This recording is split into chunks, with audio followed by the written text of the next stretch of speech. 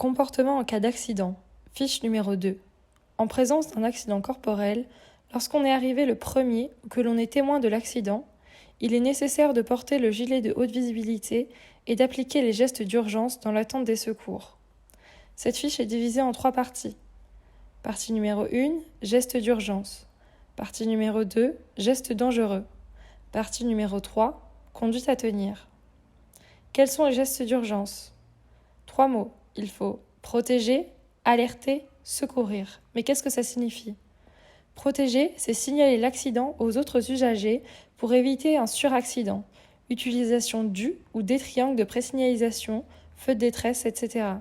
De nuit, essayez d'éclairer l'accident. Alerter, c'est appeler la police, gendarmerie ou les pompiers lorsqu'on arrive le premier sur l'accident.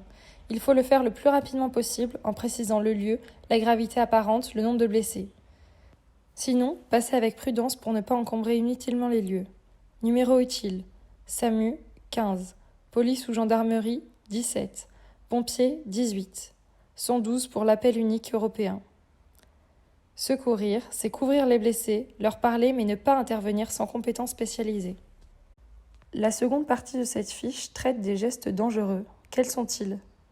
Donner à boire à un blessé, effectuer des gestes non maîtrisés, déplacer un blessé, enlever son casque à un motard, sauf nécessité immédiate, comme un incendie ou une noyade. Conduite à tenir. En cas d'accident matériel, gardez son calme et sa courtoisie, quelle que soit la gravité de l'accident. Compte tenu de l'encombrement d'un véhicule lourd, dégagez les lieux dès que possible. En cas d'impossibilité, c'est-à-dire un véhicule hors service, protégez les lieux. Prévenir son entreprise et procéder à la rédaction d'un constat amiable. La détention et l'utilisation d'un constat amiable ne sont pas obligatoires, mais elles sont fortement recommandées. Le constat amiable est de format européen et peut être utilisé dans tous les pays de l'Union européenne. Les rubriques sont ainsi identiques, seules les langues des pays changent. La rédaction du recto se fait en présence de la partie adverse.